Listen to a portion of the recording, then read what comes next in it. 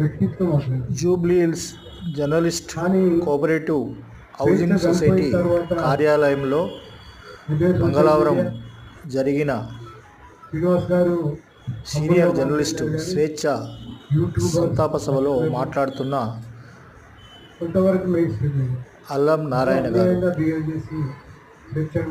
మాజీ media academy chairman, Hyderabad. Please subscribe this channel.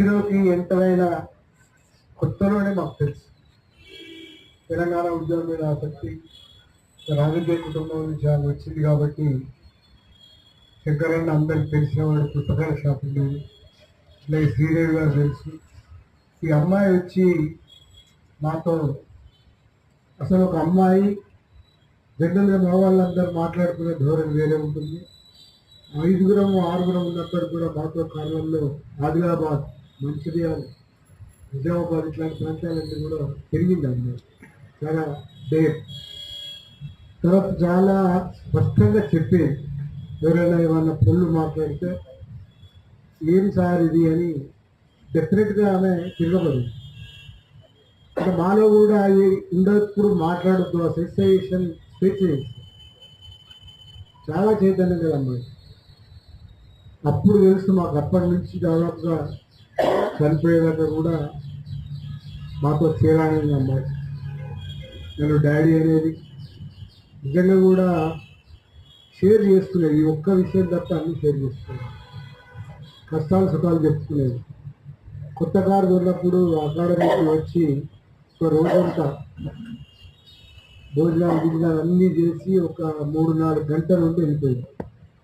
అంటే ఒక విజయంలాగా వచ్చింది అక్కడికి. అట్లే కొత్త ఉద్యోగం మారిన ప్రతిసారి వచ్చేది. ఏది దాచుకునేది కాదు. కానీ వ్యక్తిగత జీవితంలో దాచుకోవడం ఎందుకు దాచుకుంటారంటే మనం అంతా జడ్జి చేస్తుంటాం. వ్యక్తిగత జీవితాల్లో తిరిగి చూస్తుంటాం, గాసిప్ చేస్తుంటాం.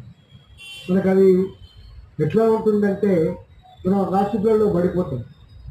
ఎంత గొప్ప వాళ్ళని మనం బయట అనుకున్నప్పటికీ కూడా ఈ గాసిప్లలో పడిపోతారు, జడ్జి చేస్తుంటారు.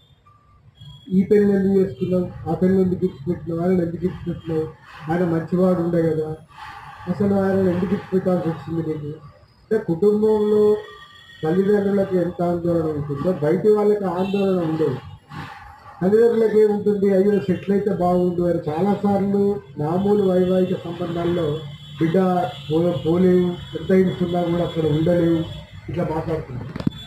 అది కుటుంబం బాధ్యతగా ఉండి వాళ్ళు